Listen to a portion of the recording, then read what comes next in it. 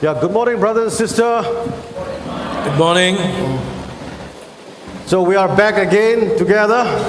மீண்டும் நாம் ஒன்றாக கூடி வந்திருக்கிறோம். So before I start my message, நான் செய்தி ஆரம்பிக்கும் முன்பாக I like to just share something about what's happening. அங்கே என்ன நடந்து இருக்கிறது என்பதை குறித்து ஒரு சில காரியங்கள் உங்களோடு நான் சொல்ல வேண்டும். Right now, we are running a drug and alcohol rehabilitation center. இப்பொழுது நாங்கள் குடி மற்றும் போதைக்கு அடிமையான மக்களுக்கான ஒரு மறுவாழ்வு இல்லம் நடத்தி கொண்டிருக்கிறோம். At present there are 17 clients. 17 மக்கள் அங்கே தங்கி இருக்கிறார்கள். இப்பொழுது the recovery rate of David Wilkerson Rehabilitation Center Teen Challenge is I think 80%. 80. David Wilkerson என்ற அந்த தேவ மனிதர் நடத்துகிற இந்த மறுவாழ்வு இல்ல அந்த அதில் சேருகிற மக்கள் எத்தனை பேர் உண்மையிலே போதையிலிருந்து விடுவிக்கப்படுகிறார்கள் என்றால் அதனுடைய விழுக்காடு 80%.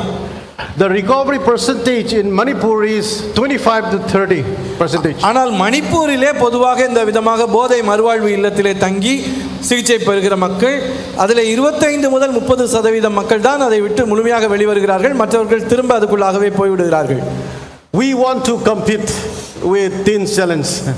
நாங்கள் அந்த டேவிட் வில்கர்சன் நடத்துகிற டீன் சேலஞ்ச் என்ற அந்த ஸ்தாபனத்தின் அந்த விழுக்காடு அதனுடைய பலனோடு நாங்கள் போட்டி போட விரும்புகிறோம். அந்த அளவுக்கு நல்ல ரிசல்ட் வர வேண்டும் என்று விரும்புகிறோம்.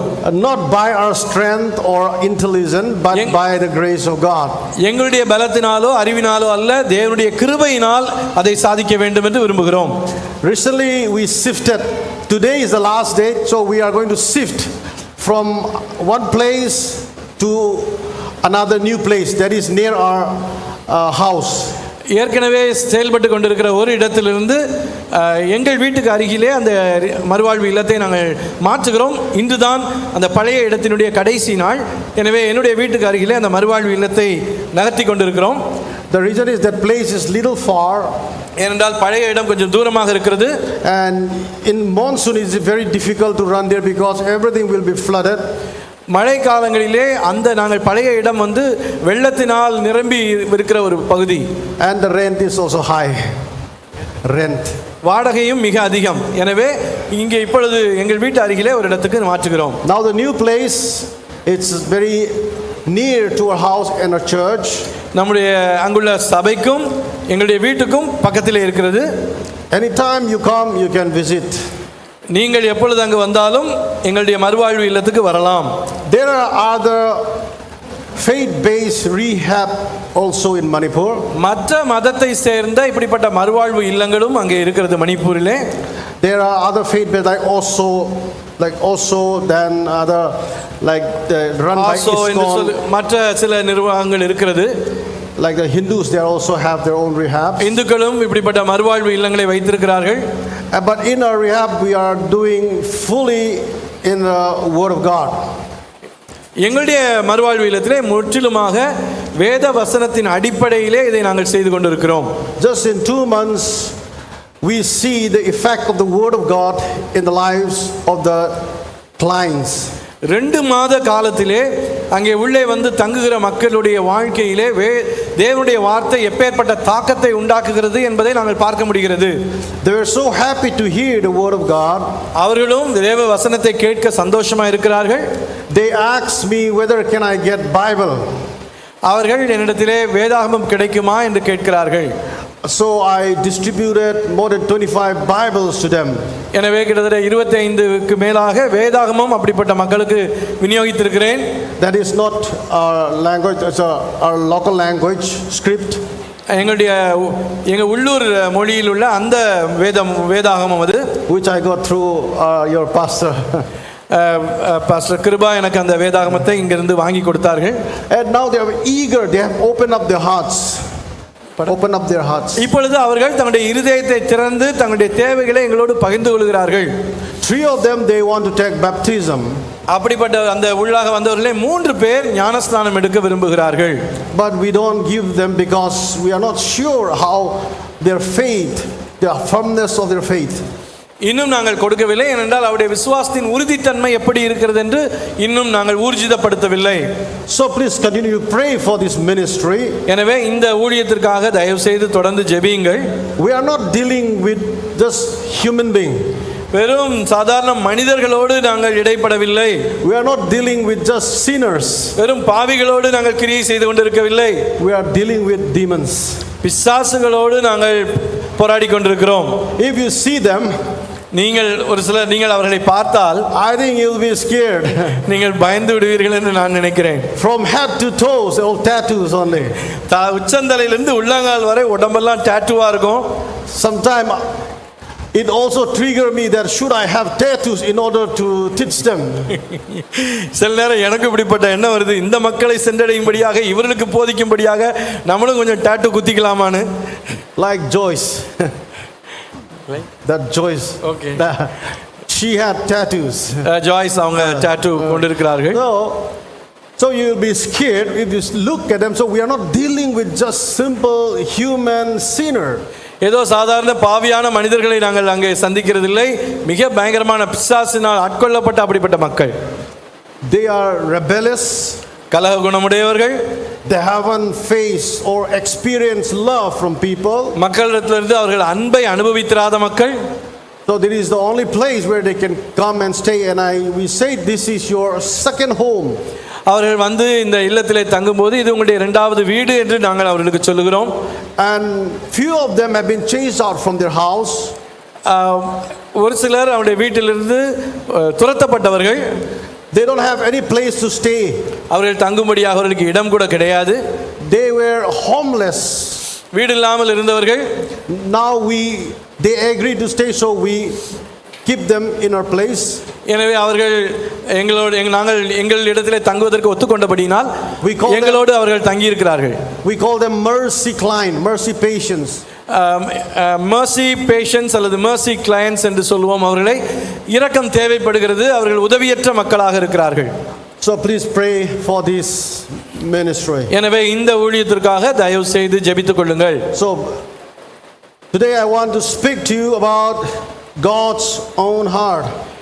தேவனுடைய சொந்த இருதயத்தை குறித்து நான் உங்களோடு இன்று காலையிலே பேச விரும்புகிறேன். When I say God's own heart, I know all of you know who is that person. என்னுடைய இருதயத்துக்கு ஏற்றவன் என்று ஆண்டவர் சொல்லும்போது யாரை குறித்து என்று உங்கள் எல்லாருக்குமே தெரியும். Who is that? அது யார்? Yeah, everybody knows தாவீது, எல்லாருக்குமே தெரியும். But many of you don't know who David was. ஆனால் உங்களில் அநேகருக்கு தாவீது யார் என்பது தெரியாது, எப்படிப்பட்டவன் என்பது தெரியாது. As soon as it comes to our mind who is David, we know only two things. தாவீது என்ற பெயர் சொன்ன உடனே நம்முடைய மனதுக்கு ரெண்டு காரியம் ஞாபகம் வரும். One is David killing Goliath. ஒன்று தாவீது கோலியாத்தை கொன்றது. Another is David and Bathsheba. அடுத்த சம்பவம் தாவீது பத்சேபாள் அந்த பாவம். When I was studying about the life of David, நான் தாவீதுடைய வாழ்க்கையை நான் படித்து கற்றுக்கொண்டிருந்த போது I found that David is such an evil man. தாவீது ஒரு பயங்கரமான பொல்லாப்பான மனிதன் என்பதை நான் பார்த்தேன். After my preaching about David today, இன்றைக்கு நான் தாவீதை குறித்து பிரசங்கித்த பிறகு some of you who name yourself David may like to change your name. உங்களில் சிலர் குறிப்பாக தாவீது என்று பெயருடையவர்கள் நீங்கள் ஒருவேளை உங்கள் பெயரை மாற்றலாமா என்று யோசிப்பீர்கள். But don't do that. மாற்ற வேண்டாம். See, God's own heart in the book of Acts 13. Okay, we'll not read Acts 13. அப்போஸ்தலர் 13 எந்த வசனம்? verse 16 to 23. 16 முதல் 23 வரை இந்த சம்பவங்கள் இருக்கிறது. Okay, we will not read that one. And then in 1 Samuel chapter 13 verse 8 to 14 also we find this about God says now 22ஆம் வசனத்தை வாசிக்கிறேன். அப்போஸ்தலர் 13:22. பின்பு அவர் அவனை தள்ளி, அதாவது சவுலை தள்ளி தாவீதை அவர்களுக்கு ராஜாவாக ஏற்படுத்தி ஈசாயின் குமாரனாகிய தாவீதை என் இருதயத்துக்கு ஏற்றவனாக கண்டேன், எனக்கு சித்தமானவைகளையெல்லாம் அவன் செய்வான் என்று அவனை குறித்து சாட்சியம் கொடுத்தார். The first king Saul was chosen according to the preference and the criteria of man. முதல் ராஜாவாகிய சவுல் மனிதர்கள் தங்களுக்கு ராஜாவானவன் எப்படி இருக்க வேண்டும் என்று விரும்புவார்களோ அதன் அடிப்படையில் தெரிந்து கொள்ளப்பட்டார். When we look for human, any profession, we look, there is a qualification is there and criteria are there. எந்த ஒரு வேலைக்கும் ஒரு நபரை தெரிந்து கொள்ள வேண்டும் என்று வரும்போது அந்த வேலைக்கு இந்தந்த தகுதி உடையவர்கள் வேண்டும் என்று நாம் பொதுவாக யோசித்து தெரிந்து கொள்வோம். So who should be the king? Then they demanded king, so God gave them Saul, who is the only person who fit to be king. இஸ்ரவேல் ஜனங்கள் தங்களுக்கு ஒரு ராஜா வேண்டும் என்று கேட்டார்கள். எனவே யார் அந்த ராஜாவாக இருப்பதற்கு தகுதியானவன் என்பதாக ஆண்டவர் சவுலை தெரிந்து கொண்டு அவர்களுக்கு கொடுத்தார். It was a choice of man. அது மனிதர்களுக்கு ஏற்ற ஒரு தெரிந்து கொள்ளுதல். We see that his appearance also very good and fit for to be king. அவனுடைய வெளி தோற்றம் நன்றாக இருந்தது. ஒரு ராஜாவாக இருப்பதற்கான எல்லா சாராம்சங்களையும் கொண்டிருந்தான். He made all the criteria to be king. ராஜாவாக இருப்பதற்கான எல்லா அம்சங்களும் அவனுக்கு இருந்தது. But David, ஆனால் தாவீது, his appearance, not all about his appearance, but even his father Jesse did not believe that his son is fit to be king. தோற்றத்திலே அவன் சவுலை போல இல்லை என்பது மாத்திரமல்ல, அவனுடைய அப்பாவாகிய ஈசாய் கூட இவன் ஒரு ராஜாவாக வருவான் என்று யோசித்து கூட பார்க்கவில்லை. One after another, when Samuel came to anoint the son of Jesse, Samuel ஈசாயினுடைய ஒரு மகனை ராஜாவாக அபிஷேகம் செய்ய வேண்டும் என்று வந்தபோது ஒன்றன் பின் ஒன்றாக மற்ற மகன்களை தான் ஈசாய் அனுப்பினான். The sons of Jesse were spared one by one. ஈசாயினுடைய மகன் ஒவ்வொருவராக கடந்து போகிறார்கள். And the first and the second, they were fit to be king according to appearance.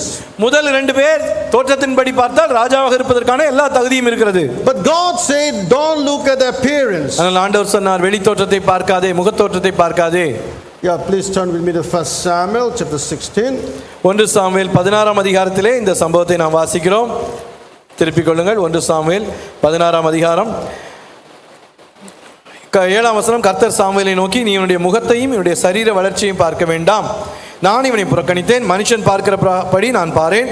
மனுஷன் முகத்தை பார்ப்பான், கர்த்தரோ இருதயத்தை பார்க்கிறார் என்றார். Keep in mind this verse, the Lord seeth not as man seeth. மனுஷன் பார்க்கிற விதமாக நான் பாரேன். For man looketh on the outward appearance, but the Lord looketh on the heart. தமிழிலே மனுஷன் முகத்தை பார்ப்பான் என்று சொல்லப்பட்டிருக்கிறது. ஆங்கிலத்திலே மனிதன் வெளித்தோற்றத்தை பார்ப்பான், நானோ இருதயத்தை பார்க்கிறேன். This happens even in the pastorship also now. The people look for appearance. இன்றைக்கு ஊழியர்காரர் என்று வரும்போதும் மக்கள் இதை பார்க்கிறார்கள், வெளி தோற்றத்தை பார்க்கிறார்கள். People look for qualification. மற்ற தகுதிகளின் அடிப்படைகளை பார்க்கிறார்கள். Certain pastors are rejected by God, but they are pastoring in the church. சில போதகர்கள் தேவனால் புறக்கணிக்கப்பட்டவர்கள், ஆனால் சபைகளிலே அவர்கள் போதகர்களாக இருந்து கொண்டிருக்கிறார்கள். Here God looks the heart. ஆனால் இங்கே ஆண்டவர் இருதயத்தை பார்க்கிறார். So say not the way that others are looking for the qualification to be a pastor. எனவே ஒரு போதகராக இருக்கும்படியாக மக்கள் எதிர்பார்க்கிற தகுதிகள் வேறு, ஆண்டவர் எதிர்பார்க்கிற காரியம் வேறு. We also need to open our eyes and see that we also need to look at the heart of that man. நாமும் கூட மனிதனுடைய இருதயத்தை பார்க்க கற்றுக்கொள்ள வேண்டும். The Lord looketh not as man looks. மனிதன் பார்க்கிறபடி நான் பாரேன். So he was called one by one, and then all the other 7 brothers were rejected by God. தாவீதுடைய 7 அண்ணன்மாரும் புறக்கணிக்கப்பட்டு விட்டார்கள். Then Samuel asked, do you have any other? Samuel கேட்கிறார், வேறு ஏதேனும் குமாரர் இருக்கிறார்களா?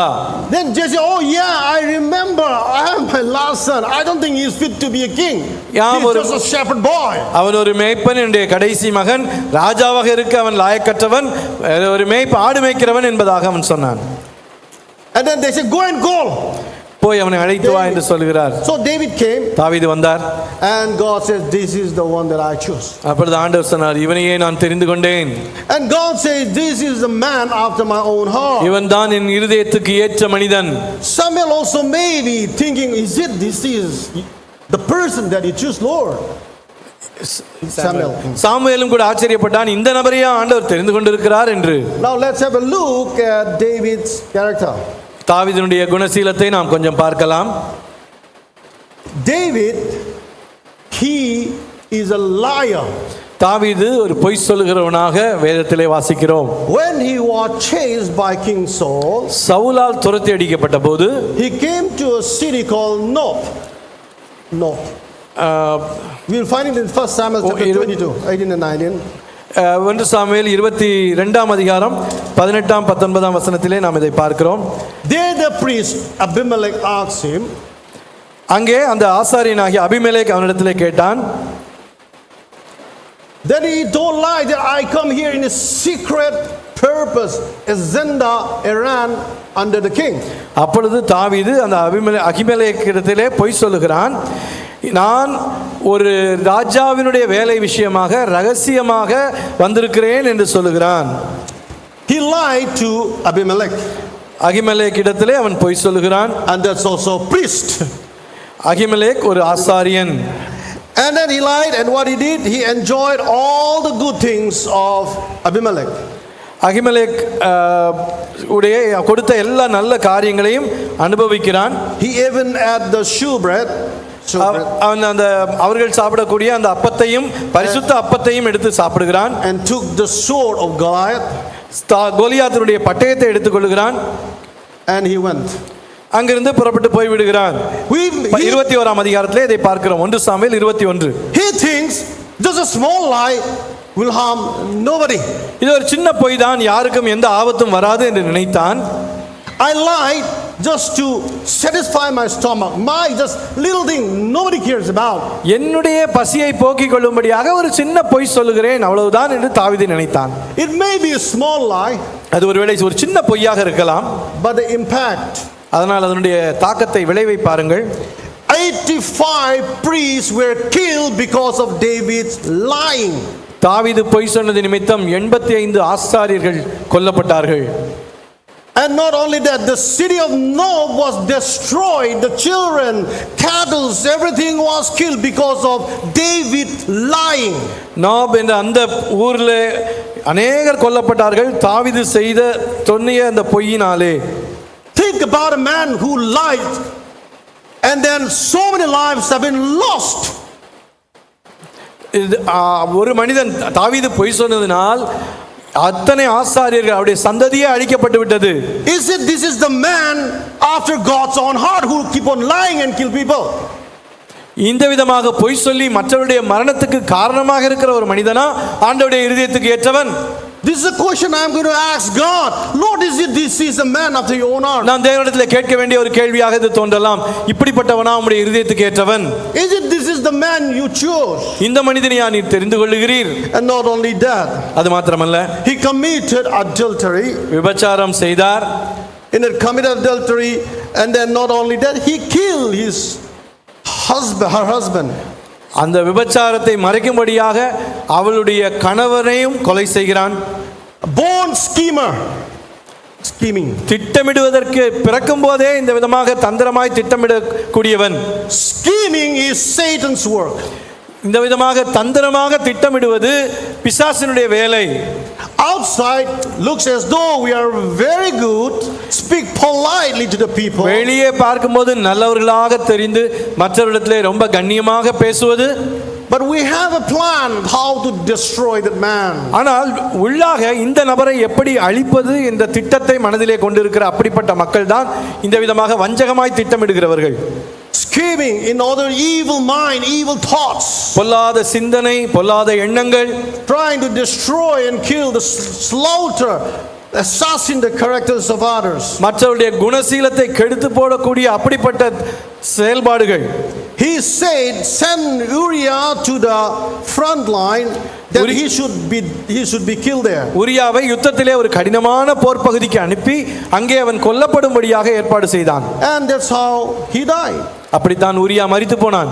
And another, இன்னொரு காரியம், he did not trust God. அவன் தேவனை நம்பவில்லை. So what he did, he started counting the armies. தன்னுடைய ஜனங்கள் இராணுவத்தினருடைய எண்ணிக்கையை கணக்கிட ஆரம்பித்தான். This sin hurt God so much. இந்த பாவமானது ஆண்டவரை அதிகமாய் காயப்படுத்தியது. Because of that, how many people have to die again? அது நிமித்தம் அநேக மக்கள் மீண்டுமாக மரிக்க வேண்டியிருந்தது. Such a careless leader, and this the man that Lord you choose? இப்படிப்பட்ட ஒரு கவலையினமான ஒரு மனிதன் தலைவனையா ஆண்டவரே நீர் தெரிந்து கொண்டீர். Sometimes it comes in my mind that this is the person Lord you choose. சில நேரம் என்னுடைய மனதிலே இப்படி தோன்றும், ஆண்டவரே இப்படிப்பட்ட ஒரு நபரையா நீர் தெரிந்து கொண்டீர். And then he was crying for his son Absalom, தன்னுடைய மகன் அப்சலோமுக்காக அழுது கொண்டிருந்த போது, who tried to kill him. அவனை தாவீதை கொல்ல முயற்சித்த அப்சலோம், ஆனால் அவன் கொல்லப்பட்டான். அவனுக்காக இவன் அழுது கொண்டிருந்தான். It means that he want to hide the evil things that is happening in the family. அதனுடைய உள்ளான நோக்கம் காரியம் என்னவென்றால் தன்னுடைய குடும்பத்திலே நடக்கிற பொல்லாப்புகளை அவன் மறைக்க விரும்பினான். Sin is a sin, evil is an evil, whether it's happened in your family or with others, same. பாவம் பாவம் தான், தீமை தீமை தான். அது உங்கள் வீட்டுக்குள்ளாக நடக்கிறதோ வெளியே நடக்கிறதோ. And then because of Absalom, it was not only David who suffered, but armies of David together they suffered. அப்சலோமினால் தாவீது மாத்திரம் கஷ்டப்படவில்லை, அந்த தாவீதுடைய சேனைகள் கஷ்டப்பட்டது. Joab, Abishai, they have to run along with David. யோவாபும் அபிசாயும் தாவீதோடு சேர்ந்து ஓட வேண்டியிருந்தது. Because of David harboring evil in his heart, that is why the people, the army, they're suffering. தாவீது தன்னுடைய இருதயத்தில் இப்படிப்பட்ட பொல்லாப்பை மறைத்து வைக்க நினைத்ததினால் அவனுடைய இராணுவத்தினரும் கஷ்டப்பட்டார்கள். Harboring, that is what is in the family. He said, don't hurt my son, don't hurt my son. என்னுடைய மகனுக்கு ஒன்று செய்யாதீர்கள், என்னுடைய மகனுக்கு ஒன்று செய்யாதீர்கள் என்று அப்படி தன்னுடைய மகனை பொத்தி பொத்தி பாதுகாக்க முயற்சித்தது. That is why all the army, more than 300, they were suffering. எனவே தான் முழு இராணுவமும் கஷ்டப்பட்டது. Are you able to understand this? இதை புரிந்து கொள்ள முடிகிறதா? And then alas, so Absalom died. அதன் பிறகு அப்சலோம் மரித்து போனான். When he died again, he cried for Absalom. Absalom, Absalom, he was crying. அதன் பிறகு அப்சலோமுக்காக அழுது கொண்டிருக்கிறான், அப்சலோமே அப்சலோமே என்று. And Joab hurt him. Joab's heart was hurt because the way he acted. தாவீது செயல்பட்ட விதம் யோவாபுடைய இருதயத்தை காயப்படுத்தியது. Absalom tried to kill us. Absalom நம்மை கொலை செய்ய முயற்சித்தான். And now when he died, இப்பொழுது அவன் மரித்த போது again you are நீங்கள் இதற்காக புலம்புகிறீர்கள். as though encouraging the evil that is done by your son towards us. உம்முடைய மகன் நமக்கு விரோதமாய் செய்த தீமையை உற்சாகப்படுத்தும்படியாக நீர் செய்கிறீர். Not fit to be a king. ராஜாவாக இருப்பதற்கு தகுதியற்றவர். David not fit to be a king. தாவீது ஒரு ராஜாவாக இருக்கும்படியாக தகுதியற்றவர். And the question comes again. Question comes again. இந்த கேள்வி மீண்டும் ஆண்டவர் தெரிந்து கொண்டது இருதயத்துக்கு ஏற்ற மனிதன் இவன்தானா என்ற கேள்வி மீண்டும் வருகிறது. That question come in my mind again, and I ask God, this is the man that you say? நான் மீண்டும் மீண்டும் என் மனதிலே கேட்டுக்கொண்ட கேள்வி, ஆண்டவரே இப்படிப்பட்ட ஒரு மனிதனையா நீர் தெரிந்து கொண்டீர்? Joab was his nephew. யோவாப் அவனுடைய உறவினன் தான். But what happened? ஆனால் என்ன ஆனது? He asked his son Solomon to kill Joab. தாவீது தன்னுடைய மகனாகிய சாலமோனிடத்திலே யோவாபை கொல்லும்படியாக சொல்லுகிறான். Through the rain, through the any types of season that David went through, Joab was always with him. தாவீது சென்ற பலவிதமான பாதைகள் மத்தியிலே, கால சூழ்நிலைகள் மத்தியிலே யோவாப் தாவீதுக்கு உண்மையாய் கூடவே இருந்தான். He suffered with David. தாவீதோடு அவன் உபத்திரவப்பட்டான். Whatever David asked, he do it. தாவீது என்னெல்லாம் கேட்டானோ அதெல்லாம் செய்து கொடுத்தான் யோவாப். And this is the price that David is paying for Joab's faithfulness to kill him. அவன் செய்த உண்மைத்தன்மைக்கு, அவன் காண்பித்த உண்மைத்தன்மைக்கு கொடுக்கிற வெகுமானம் தான் அவனையே கொல்லும்படியாக சொன்னதா? He told Solomon, you have to kill Joab. தன்னுடைய மகன் சாலமோனிடத்தில் சொல்கிறான், சாலமோன் நீ யோவாபை கொல்ல வேண்டும். Schemer, அப்படியாக வஞ்சகமாய் திட்டமிடக்கூடியவன், பொல்லாத சிந்தனை, want to kill people. மக்களை கொல்ல விரும்பினான். David is a schemer. தாவீது அப்படியாய் வஞ்சகமாய் திட்டமிட்டவன். What I see in David is he is like a Satan's nature in him. தாவீதுக்குள்ளாக பார்க்கும்போது இந்த பண்புகள் எல்லாம் பார்க்கும்போது இது சாத்தானின் குணமாக அல்லவா தெரிகிறது. That like the devil in the Eden garden, deceiving people, like so very good, very nice. பிசாசை போல வெளியே நன்றாய் தோற்றம் கொடுத்து விட்டு உள்ளே தீமை செய்கிற வஞ்சிக்கிற அந்த ஒரு குணம் அல்லவா தாவீதிடத்திலே தெரிகிறது. His hand is full of blood. அவருடைய கைகள் இரத்தத்தினால் நிறைந்திருக்கிறதே. And then in his Psalms, we can see that more than half the Psalms he've written, and there also we see a question. He asks questions to God. அவனுடைய சங்கீதங்களில் பார்க்கும்போதும் அநேக சங்கீதங்களிலே ஆண்டவரிடத்திலே கேள்வி கேட்கிற மனிதனாக இருக்கிறான் தாவீது. Sometime he had a heartache. சில நேரம் இதய வேதனை அவனுக்கு இருந்தது. Not happy with God. தேவனிடத்திலே அவன் சந்தோஷமா இல்லை. And then next is he had 8 wives. 8 wives. அதோடு அவனுக்கு 8 மனைவிகள் இருந்தார்கள். 8 wives. 8 மனைவிகள். In Manipur we have an organization called AMCO, All Manipur Christian Organization.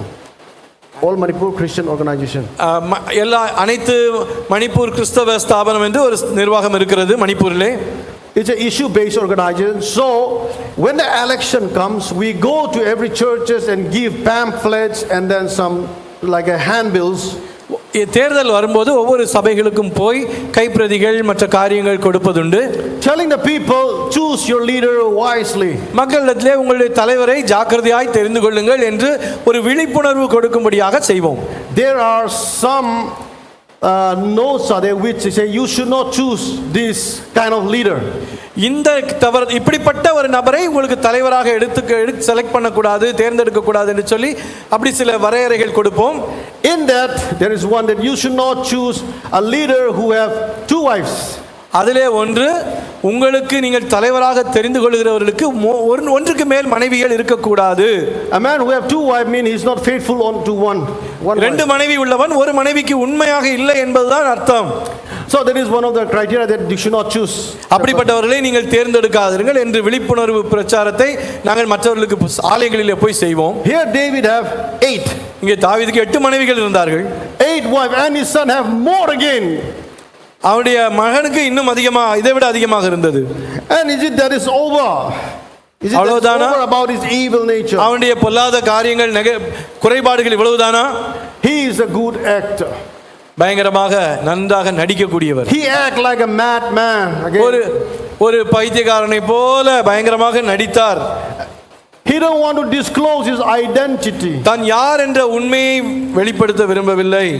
He is afraid to show his identity. தான் யார் என்பதை வெளியே சொல்லவும் பயந்தார்.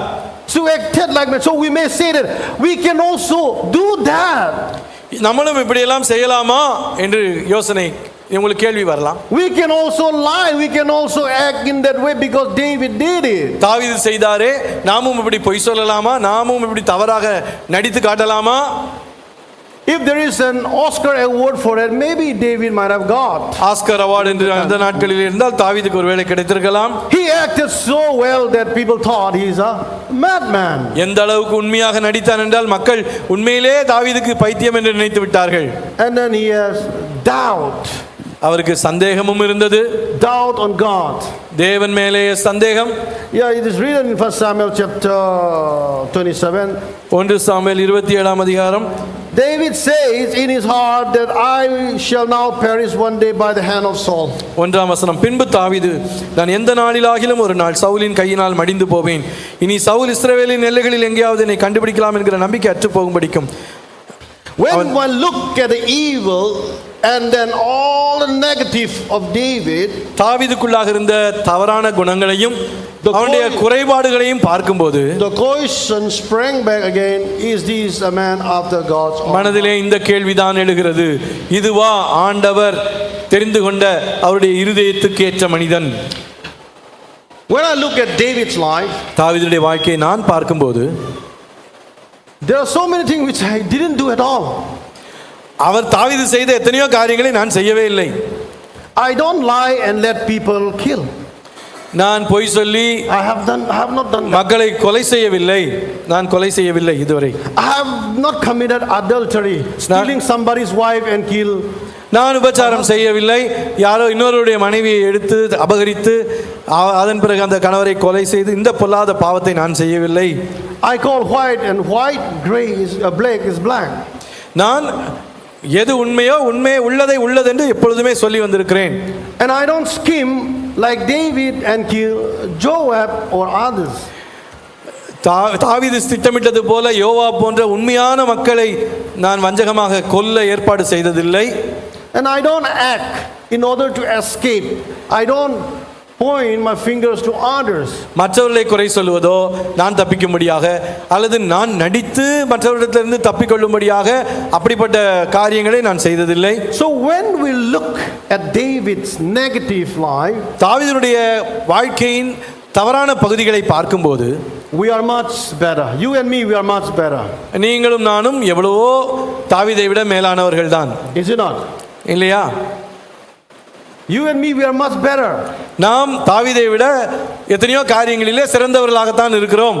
But God says this man is after my own heart. ஆனால் ஆண்டவர் அந்த தாவீதை குறித்து சொல்கிறார், என் இருதயத்துக்கு ஏற்ற மனிதன் என்று. So this is the question that I keep on asking, Lord, why?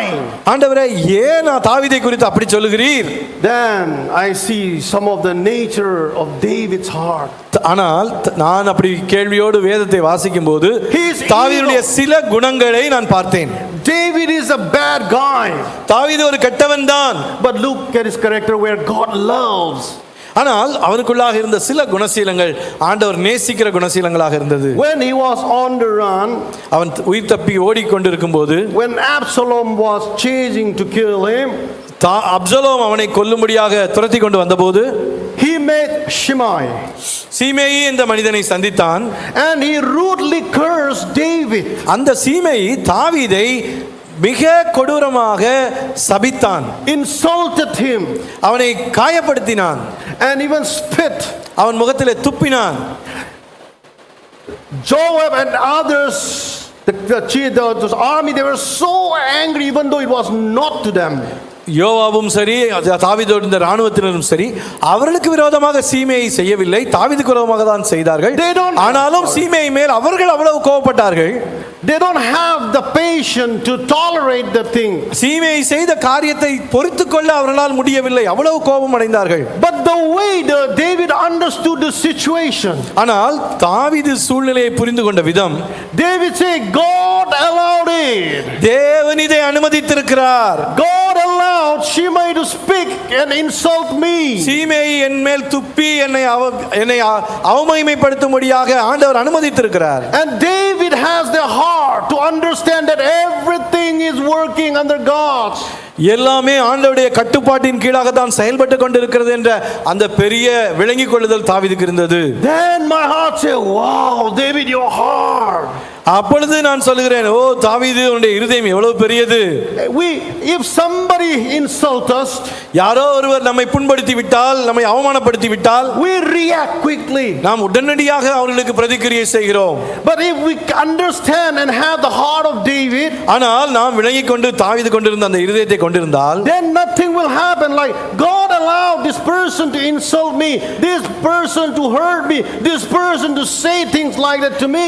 தேவன் இந்த நபர் என்னை காயப்படுத்தும்படியாக, என்னை அவமானப்படுத்தும்படியாக, எனக்கு எதிராக பேசும்படியாக தேவன் அனுமதித்திருக்கிறார் என்று நாம் எடுத்துக்கொண்டால், so when God looks at the heart of David, தாவீது கொண்டிருந்த அந்த மனப்பான்மையுள்ள அந்த இருதயத்தை ஆண்டவர் பார்த்தபோது, he saw that David is always looking to God. தாவீது எப்பொழுதுமே ஆண்டவரை நோக்கி பார்க்கிறவனாக இருந்தான் என்பதை ஆண்டவர் அறிந்து கொண்டார். Because he said the vengeance belong to God. ஏனென்றால் பழிவாங்குதல் தேவனுக்குரியது என்று தாவீது சொல்கிறார். We forget very easily about this. Vengeance belongs to God. பழிவாங்குதல் தேவனுக்குரியது என்பதை நாம் சீக்கிரத்திலே மறந்து விடுகிறோம். We also think, Lord, when you take vengeance, it takes lots of time. Let me do the vengeance myself. ஆண்டவரே, நீர் எப்ப பழிவாங்க போறீர், நீர் ரொம்ப டைம் எடுத்துக்கிறீர், நானே இப்பவே பழிவாங்கிறேன்னு சொல்லி நம்ம களத்துல இறங்கிடுறோம். Think about the heart of David. ஆனால் தாவீது கொண்டிருந்த அந்த பெரிய பொறுமையுள்ள இருதயம், this heart God loves. இந்த இருதயத்தை ஆண்டவர் நேசித்தார். Always let whatever happens around us, நம்மை சுற்றிலும் என்ன நடந்தாலும் சரி, all evil things that may surround us, எல்லா பொல்லாப்பும் நம்மை சுற்றிலும் கொண்டாலும், but having like the heart of David say, this Lord, it is your will. ஆண்டவரே, உம்முடைய சித்தம் எதுவோ அதை செய்யும் என்று பெருந்தன்மையோடு விட்டு விடுவது. Then God say, my own heart. என்னுடைய இருதயத்துக்கு ஏற்ற மனிதன். And then the next is அடுத்த தாவீதுடைய சிறந்த குணம் என்னவென்றால் David have this extra mile attitude. இந்த கூட ஒரு தூரம் செல்லும்படியாக ஒரு பெரிய அந்த பரந்த மனப்பான்மையும் தாவீதுக்கு இருந்தது. In Matthew chapter 5 verse 41, Jesus says that if somebody asks you to go for a mile, then go with him 2 miles. மத்தேயு 5 ஆண்டவர் சொல்லுகிறார், இயேசு சுவாமி மலைப்பிரசங்கத்திலே, உங்களில் யாராவது ஒருவன் 1 மைல் தூரம் வர உங்களை பலவந்தம் பண்ணினால் அவரோடு 2 மைல் தூரம் போங்கள். This attitude is that any Jews, இதனுடைய இந்த விளக்கம் என்னவென்றால் எந்த ஒரு யூதனும் during the Jesus time, இயேசுவின் காலத்திலே வாழ்ந்த யூதர்கள், if the Romans, they ask, especially the Roman soldier, they carry lots of weight in their bodies. ரோம சிப்பாய்கள் அதிகமான பாரமான சுமைகளை சுமந்து வருவார்கள், ராணுவ சம்பந்தப்பட்ட காரியங்கள். You know, the army, they carry lots of weight in their body. நாமும் கூட ராணுவ வீரர்களை பார்த்திருக்கிறோம், அவருடைய அந்த பேக் எல்லாமே அதிக பாரமானதாக இருக்கும். The gun itself is about 5 kg. துப்பாக்கி 5 கிலோ எடையுள்ள துப்பாக்கிகள் உண்டு. And their backpack will be about 10 kg. அதன் பிறகு முதுகிலே வைத்திருக்கிற பை 10 kilo. And with that they are climbing the Himalaya mountain in order to protect us. அந்த விதம் அந்த சுமையோடு இமயமலையிலே ஏறி நமக்கு பாதுகாக்கும்படியாக அப்படிப்பட்ட சேவைகள் செய்கிறார்கள். And then the Roman soldier, if any Jews they meet and then ask them to come on carry these things for me 1 mile. அப்படிப்பட்ட ரோம சிப்பாய் ஒரு வழியிலே ஒரு யூதனை சந்தித்தால் தன்னுடைய பைகளை அவனிடத்திலே கொடுத்து, நீ எனக்காக 1 மைல் தூரம் என்னுடைய பையை சுமந்து கொண்டு வா என்று சொன்னால், it was a law that they should carry. If they don't carry, then they are going to be receive the punishment. அப்பொழுது அங்கிருந்த சட்டம், ரோம சட்டம் என்னவென்றால், அந்த யூதர்கள் அந்த 1 மைல் தூரம் ரோம சிப்பாயுடைய சுமையை சுமக்க வேண்டும். அப்படி சுமக்கவில்லை என்றால் அது ஒரு குற்றம், அதற்காக தண்டனை கொடுக்கப்படும். Going extra mile is we are busy in certain thing. அந்த கூட 1 மைல் தூரம் செல்வதென்றால் நாம் ஏற்கனவே ஒரு பணியிலே மும்முரமாக இருக்கிறோம். Though we are busy, if somebody asks us to carry something, do something, நாம் மும்முரமாக நம்முடைய பணியிலே இருந்தாலும் வேறொருவர் நம்மிடத்திலே ஒரு உதவி கேட்கும் போது, ஒரு வேலையை செய்யும்படியாக சொல்லும் போது, we do it. நாம் அதை அவர்களுக்கு செய்கிறோம். Submitting, it is similar with this extra mile. இந்த விதமாக கூட இன்னொரு மைல் போவதென்றால் நம்முடைய விருப்பத்தை விட்டு கொடுத்து போகிற காரியம், இணங்கி கொடுப்பது. Yeah, submitting our will means we are doing certain thing. நம்முடைய சித்தத்தை இணங்கி கொடுப்பது என்றால் நாம் ஏதோ ஒன்று செய்து கொண்டிருக்கிறோம். But God says you have to change that, do this one first. அப்பொழுது ஆண்டவர், இதை நீ செய்யாதே, இது வேறொன்றை செய் என்று ஆண்டவர் சொல்லும்போது நம்முடைய சித்தத்தை விட்டுவிட்டு ஆண்டவர் சொல்வதை செய்வது. Our attitude is, God, you wait for a while, let me finish this first. ஆனால் நம்முடைய மனப்பான்மை எப்படி இருக்கிறது? ஆண்டவரே, நீர் கொஞ்சம் காத்திரும், நான் செய்து கொண்டிருக்கிறதை முடித்து விடுகிறேன், அதன் பிறகு உமக்கு வருகிறேன் என்று சொல்லுவோம். And then that is not submitting. ஆனால் அது இணங்கி கொடுப்பதல்ல. Submitting, I leave my work, though I'm very busy at the moment, and I go and do the God's work. இணங்கி கொடுப்பது என்றால், நான் என்னுடைய வேலையில் எவ்வளவு மும்முரமாக இருந்தாலும் இதை விட்டு விட்டு ஆண்டவர் சொல்லுகிற பணியை செய்யும்படியாக ஆண்டவருக்காக நான் போகிறேன். Many of us, if it rains, we don't come to church also. நம்மில் அநேகர் கொஞ்சம் மழை பெய்தால் போதும் ஆலயத்துக்கு வருகிறதில்லை. We look for the weather. நாம் கால சூழ்நிலையை நோக்கி பார்க்கிறவர்களாக இருக்கிறோம். We are like a weather Christians. கால சூழ்நிலையின் அப்படிப்பட்ட கிறிஸ்தவர்களாக இருக்கிறோம்.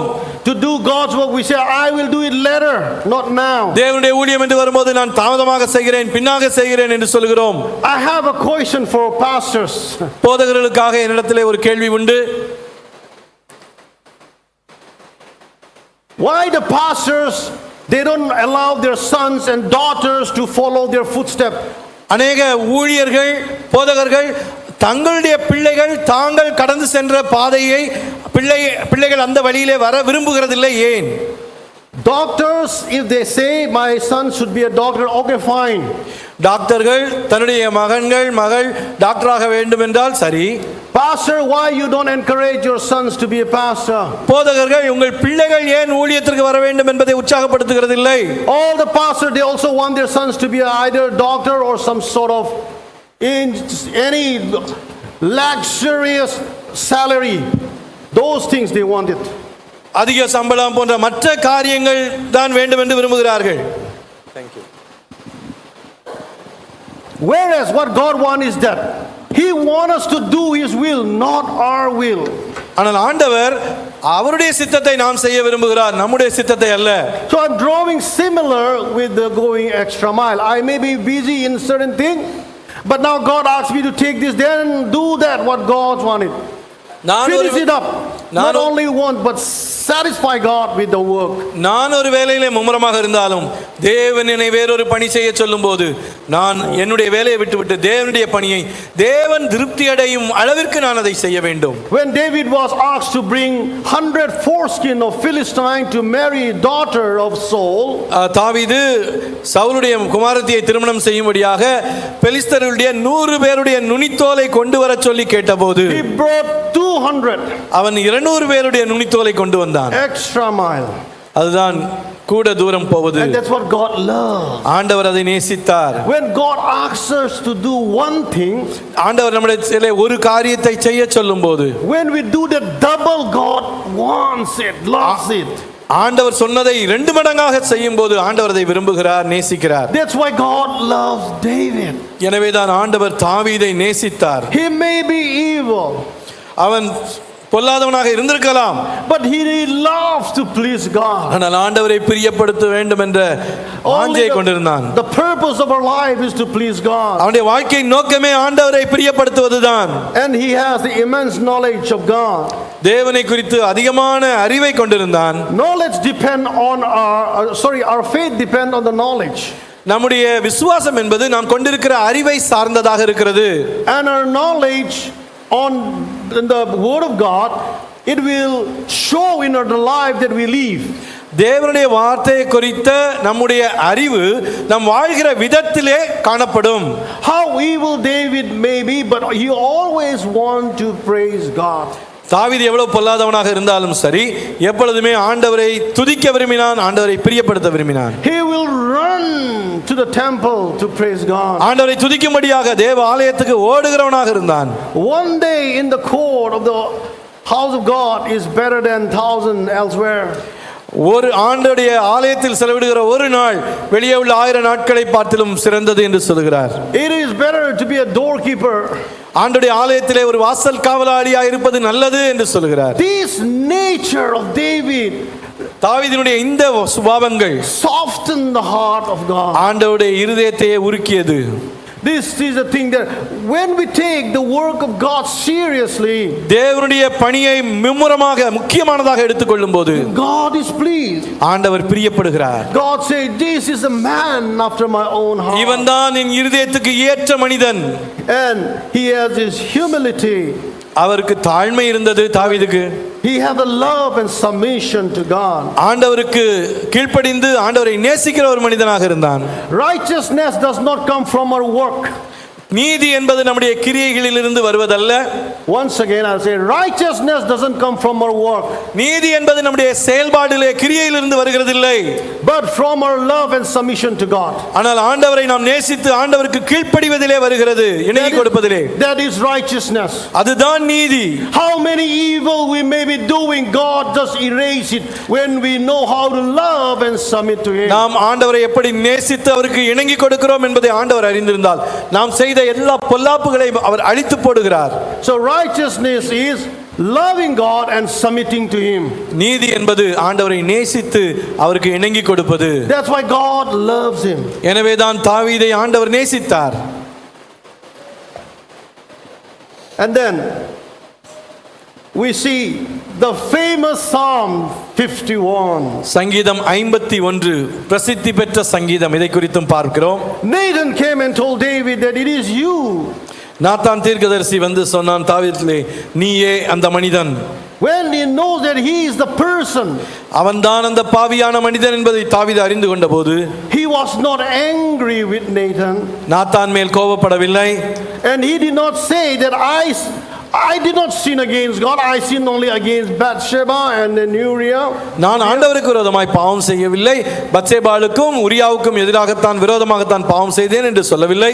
He said, I sin against God and God only. தேவரீர் ஒருவருக்கே விரோதமாக நான் பாவம் செய்து என்று He சொல்கிறார். has this broken and contrite heart. நறுங்குண்ட இருதயத்தை தாவீது கொண்டிருந்தார். God loves the heart who knows how to repent when a person sins.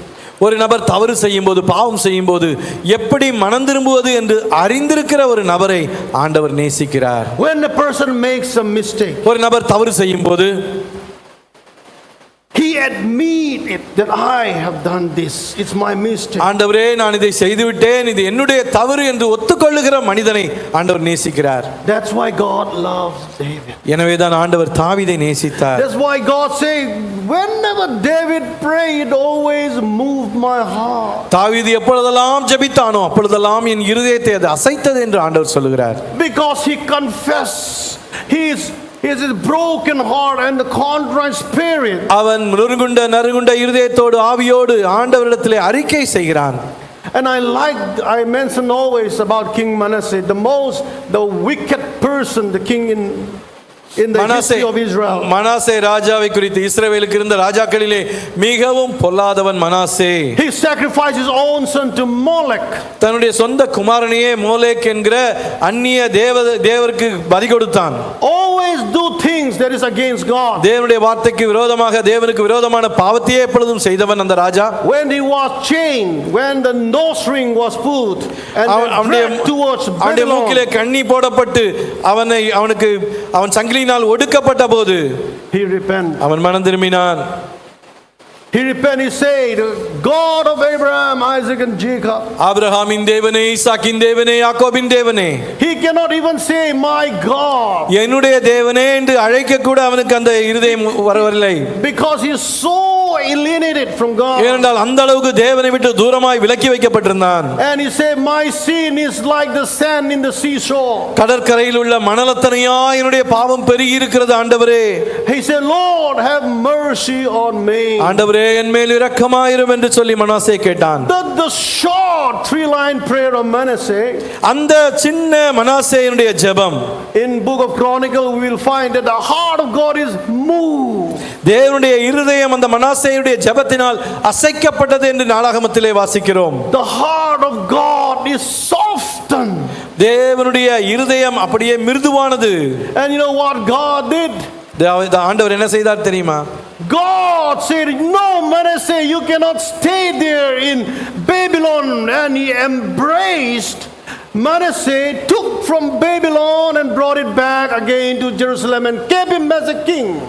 நீ பாபிலோனிலே இருக்க கூடாது என்று சொல்லி அவனை அரவணைத்து திரும்ப எருசலேமுக்கு கொண்டு வந்து அங்கே ராஜாவாக வைத்தார். And he is the longest serving king. அவன் தான் நீண்ட காலமாக அரசாட்சியை செய்த ஒரு ராஜா. We may say we are not evil like him. I'm not evil like him. I don't do like that. நாம் ஒருவேளை சொல்லலாம், இவனைப் போல பொல்லாதவன் அல்ல, இவனைப் போல அதிக பாவம் செய்யவில்லை, இவர்களைப் போல நான் பாவி அல்ல என்று சொல்லலாம். Still you may not have that kind of feeling from God, saying that my own heart. ஆனாலும் நீ என் இருதயத்துக்கு ஏற்றவள் என்று ஆண்டவர் உன்னை குறித்து சொல்ல முடியாத பண்புகளை கொண்ட நபராக இருக்க முடியும். Because you are trying to be a self-righteous person. ஏனென்றால் நீ சுயநீதியினால் நிறைந்த நபராக இருக்கிறாய். But when David encountered sin, ஆனால் தாவீது பாவத்தை செய்து அந்த விளைவை சந்தித்த போது he repented. அவன் மனம் திரும்பினான். And he said, Lord, I sin only against you. தேவரீர் ஒருவருக்கே விரோதமாக நான் பாவம் செய்தேன். A man who knows how to repent. எப்படி மனம் திரும்ப வேண்டும் என்று அறிந்திருந்த ஒரு மனிதன். God says, ஆண்டவர் சொல்லுகிறார், a man after my own. என் இருதயத்துக்கு ஏற்ற மனிதன் இவன். Brother and sister, அன்பான சகோதரனே சகோதரிகளே, let us not leave and satisfy ourselves that I am not like him, I am not like that, I am not evil, I am not like that. நான் அவனைப் போல இல்லை, அவளைப் போல இல்லை, இவர்களைப் போல இவ்வளவு பொல்லாதவன் அல்ல, இவ்வளவு மோசமானவள் அல்ல என்று அப்படி நம்மை நியாயப்படுத்திக் கொள்ள வேண்டாம். Maybe a small, ஒருவேளை செய்தது சின்ன பாவமாக இருக்கலாம், maybe a big one, அல்லது ஒரு பெரிய பாவமாகவே இருக்கலாம். Let us repent like David. தாவீதை போல நாம் மனம் திரும்புவோம். And let us come to God. நாம் தேவனிடத்திலே வருவோம். So when God see your repentance, தேவன் உங்களுடைய மனம் திரும்புதலை பார்க்கும்போது God will say, தேவன் சொல்லுவார், after my own heart. என் இருதயத்துக்கு ஏற்ற மகன் மகள் என்று. Their prayer moved my heart. அவர்கள் ஜெபித்த போது என்னுடைய இதயம் அசைந்து விட்டது. Let each and every one of us be God's own heart. நாம் ஒவ்வொருவருமே தேவனுடைய இருதயத்துக்கு ஏற்ற நபராக மாறுவோம். Let us pray. ஜெபிப்போம். Father, thank you so much for this beautiful time you have given us here in this place. பிதாவே, நீர் இந்த இடத்துல எங்களுக்கு கொடுத்திருக்கிற இந்த அருமையான அழகான நேரத்துக்காக நன்றி. Year after year, Lord, we have been hearing your word. ஒவ்வொரு ஆண்டும் உடைய வார்த்தையை நாங்கள் கேட்டு வருகிறோம். And thank you for keeping us and then gathering us again this year. எங்களை மீண்டுமாக இந்த ஆண்டும் கூட்டி சேர்த்து இவ்வாறு கொண்டு வந்ததற்காக நன்றி. Lord, that we may not be satisfied thinking that I am good. நாங்கள் ஏதோ நான் நல்லவர்கள் என்று சொல்லி நாங்கள் எங்களை குறித்து திருப்தியாகி விட வேண்டாம். Lord, we might have committed so many sin against you. உமக்கு விரோதமாக ஏராளமான பாவங்களை நாங்கள் செய்திருக்கலாம் ஆண்டவரே. Teach us how to repent. எப்படி மனம் திரும்ப வேண்டும் என்று எங்களுக்கு கற்றுத்தாரும். Always coming running to you. எப்பொழுதுமே உம்மிடத்தில் ஓடி வர எங்களுக்கு சொல்லித்தாரும். Living our life to please you. உம்மை பிரியப்படுத்தும்படியான ஒரு வாழ்க்கை வாழ உதவி செய்யும். Bless each and every one of us. எங்கள் ஒவ்வொருவரையும் ஆசீர்வதியும். In Jesus' name. இயேசுவின் நாமத்திலே ஆமென். ஆமென்.